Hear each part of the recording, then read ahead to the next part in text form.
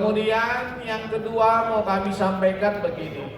Dalam salah satu hadis Nabi berpesan, ayyu mra'ati, perempuan mana saja, dia silakan masuk pintu surga itu dari mana dia mau. Asal ya. Pertama, sholatlah dia pada waktu. Yang kedua, berpuasa dia pada bulannya. Yang ketiga ini mungkin agak sulit. Apa dia?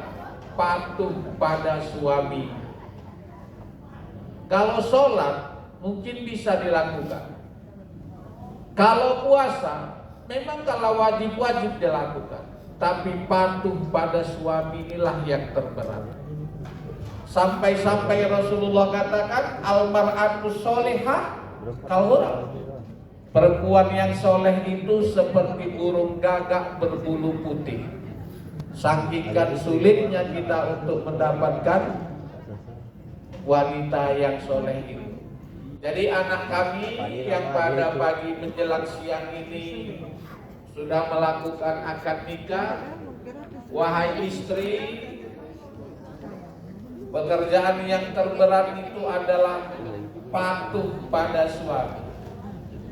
Patuhlah nak pada suami jikalau memang hal itu yang baik. Tapi ketika engkau tidak patuh pada suami, sementara hal itu adalah hal yang baik, itu akan tergores ke perasaan suami itu. Perasaan galaunya, perasaan susahnya.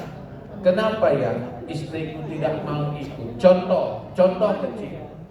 Ketika suami mengajak istrinya, sayangku, ayo kita hadiri dulu pengajian di masjid ini.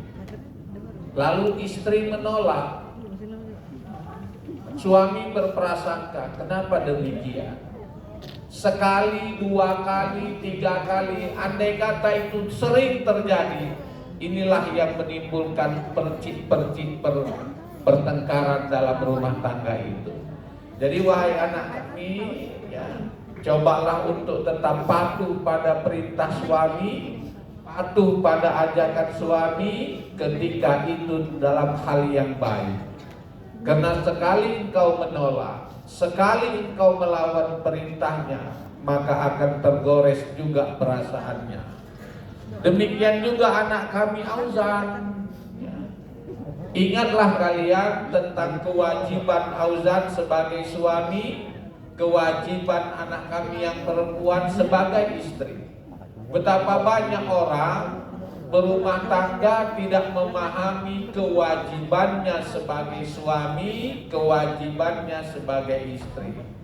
Bagaimana kita mau menciptakan rumah tangga yang samawa, sakinah, mawaddah, warahmah, kalau istri tidak memahami kewajibannya sebagai seorang istri, suami juga tidak memahami kewajibannya sebagai seorang suami.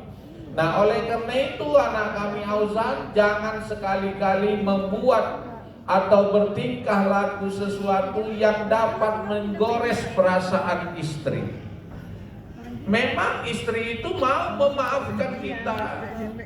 Maafkan ya dek, abang kali ini mungkin keliru. Ya. Bulan depan melakukan kekeliruan lagi 2. Iya. Istri akan tetap memaafkan. Tapi ingatlah bahwa itu tetap terpendam dalam hati sanubarinya. Esok lusa kalau terjadi pernak-pernik kecil dalam rumah tangga, hal itu akan dia bongkar kembali. Hindarkan. Dan yang terakhir pesan kami kepada anak kami Auzan terutama, perhatikanlah anak di zaman sekarang ya. Contoh kecil, biasanya suami pulang kerja jam 5 udah sampai ke rumah. Ini jam 7 belum, menimbulkan was-was dalam hatinya. Ketika pulang dia tanya, berikan jawaban yang sejujurnya. Betapa banyak orang sekarang kita lihat para suami pulang kerja sampai ke rumah seyogianya jam 5 udah sampai. Tapi tidak sampai ke rumah jam 5, jam 7 malam, jam 8 malam. Ketika istri bertanya, alasannya apa? Meeting. Alasannya apa? Lalu lintas macam. Padahal dia singgah ke kafe kopi, minum kopi bersama istri-istri orang.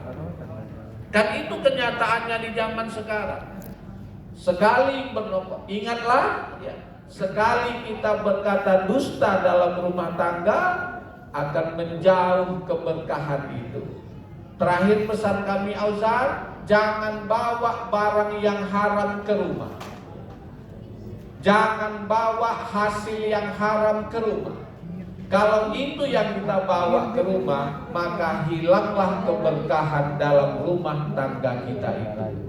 Andai kata itulah yang akan dimakan oleh para istri dan anak, maka akan mustahil kita mendapatkan keturunan yang soleh dan soleha. Nah, kiranya demikian saja ya, nasihat buat anak kami yang duduk di kursi kerajaan pada pagi menjelang siang. Lebih dan kurangnya mohon maaf. Billahi taufiq wal hidayah. Assalamualaikum warahmatullahi wabarakatuh.